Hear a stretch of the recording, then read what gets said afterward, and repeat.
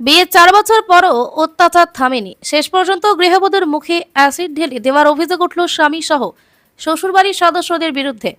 ঘটনায় গৃহবধূর পরিবারের লিখিত অভিযোগের ভিত্তিতে গৃহবধূর স্বামী সনদ ঘোষকে গ্রেফতার করল শান্তিপুর থানার পুলিশ। পুলিশ সূত্রে খবর, অ্যাসিড হামলার ঘটনায় ৪ জনের বিরুদ্ধে লিখিত অভিযোগ দায়ের করা হয়েছিল।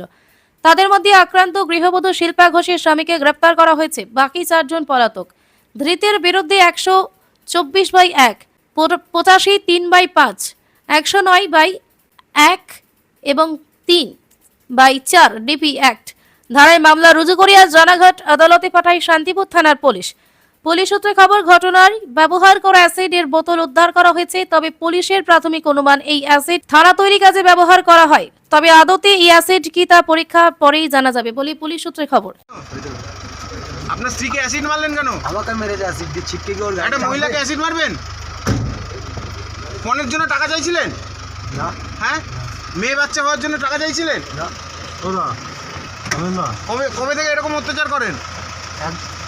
অত্যাচার কোনোদিনই করি না। এইভাবে আপনার কি মেরে ফেলার ইচ্ছে ছিল নাকি? না, তাহলে অ্যাসিড মারলেন কেন? ও ও আমার গায়ে মারতে চাইছে। চলো, মহিলা মানুষ আপনাকে অ্যাসিড মারতে গেছিল?